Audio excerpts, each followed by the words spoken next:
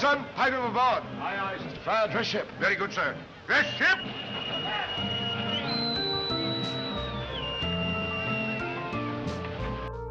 A brief history of man's maritime mastery. Chapter 25. A finale of carriers and subs. The catapult piston crashes forward, slamming a plane down the carrier's flight deck in a blur of speed. The force of the 2.5-second jump to 150 miles per hour flattens the pilot against the back seat. As soon as it has started, it is over, and the pilot is now safely airborne. Below deck, in the quiet twilight of the Combat Information Center, the radar spots the streaking plane. Only seconds later, another blip appears as the next plane takes off. More and more dots appear on the radar scope as the planes burst forth like angry hornets from a disturbed nest. Some 90 planes can be launched in about 15 minutes. Steam catapults powerful enough to hurl an automobile 1.5 miles have no trouble getting a 35-ton attack plane up to flying speed while the ship is racing into the wind at better than 30 knots. At the same time, the carrier, armed with rugged arresting gear, can also snag a big jet fighter howling in at 140 knots, sometimes called a controlled crash, other times called a landing. The versatility and reach of an aircraft carrier serves as the backbone of the Navy today. But how and where did carriers get their start? October 1910. It was an unassuming autumn morning on the USS Birmingham, and history was about to be made. On the edge of the ship's makeshift wooden platform stood Eugene Ely, an exhibition pilot with a taste for the extraordinary. His aircraft, pieced together with bamboo struts and piano wire, looked like a fragile bird teetering on the edge of a nest, unsure of how its first flight would go. Sailors lined the deck, their eyes wide with a mix of skepticism and awe as they watched Ely's silhouette poised against the horizon. Ely took a deep breath, feeling the chill of the Atlantic salt-sprayed air on his face. He gunned the engine, and the propeller roared to life. In seconds, the plane lurched forward, rolling down the short wooden platform. The craft dipped as it reached the end, skimming dangerously close to the water below. For a heartbeat, it seemed lost.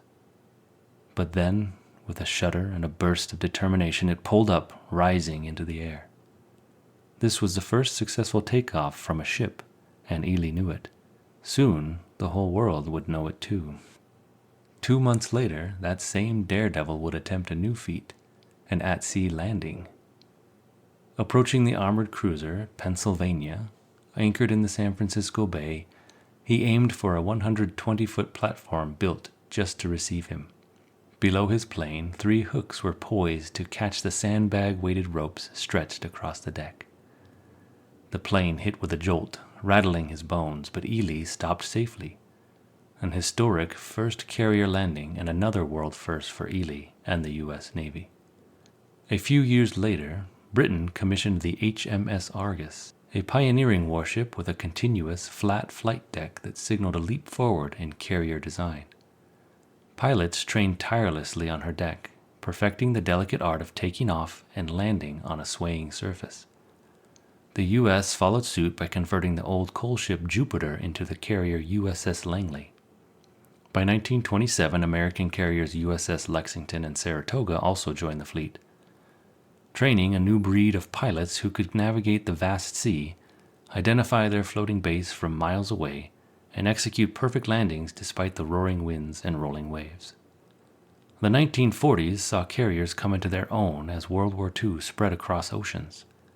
Aircraft carriers became floating airfields, launching fighters and bombers that could reach far beyond the range of traditional naval artillery.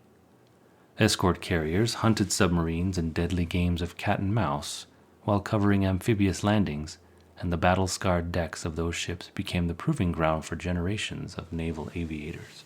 As post-war planes grew heavier and faster, carriers became more powerful and more efficient. 50 years after Ely landed on the Pennsylvania, the nuclear-powered USS Enterprise was commissioned. At more than 1,100 feet overall, she became the world's longest ship. While carriers revolutionized surface warfare, it was the submarines that offered an interesting new world below the waves.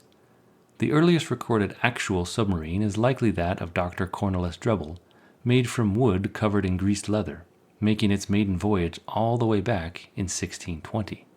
As far as wartime use goes, as early as the American Revolution, David Bushnell's Turtle, a one-man wooden sub, made history as it bobbed its way toward a British warship in the New York harbor. Armed with a hand-cranked propeller and a drill-mounted bomb, its pilot, Sergeant Ezra Lee, tried to sink his target. But the copper sheathing of the British hull thwarted him, forcing Lee to retreat. His mission failed, yet his attempt signaled the start of submarine warfare. By the Civil War, the Confederacy's H.L. Hunley, a cigar-shaped, hand-powered vessel made of boilerplate iron, carried men willing to risk their lives in the dark, claustrophobic confines. The Hunley succeeded in sinking the Union's USS Housatonic with a spar-mounted torpedo, marking the first time in history that a submarine had made a successful attack. Yet, tragically, she sank shortly thereafter, taking her crew down to a watery grave. In 1900, the U.S. Navy commissioned its first submarine, the USS Holland. Equipped with a gasoline engine for surface travel and an electric motor for underwater propulsion, it set the standard for future submarines. Yet the subs had a significant limitation. When submerged, they relied on batteries that needed frequent recharging, a grueling nightly routine. During World War II, however, the German U-boats introduced the snorkel, which allowed their engines to operate while submerged, nearly bringing Britain to its knees in the Battle of the Atlantic.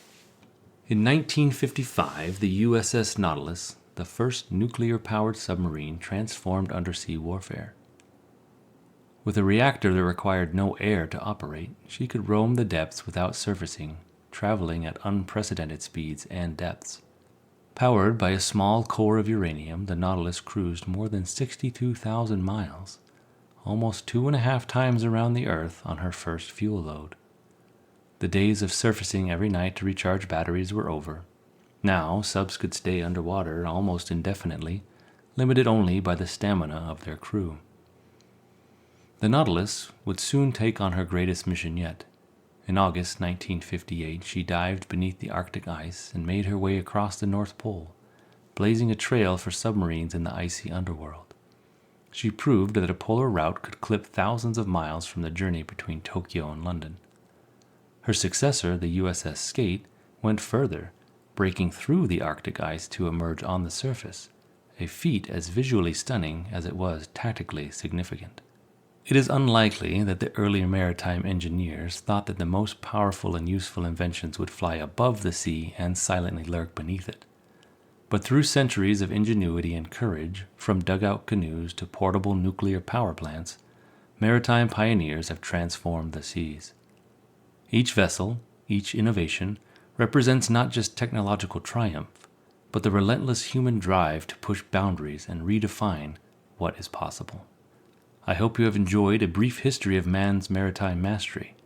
These milestones in naval history are the legacy of countless sailors, engineers, and visionaries who braved uncharted waters and unknown depths, forging a new path forward.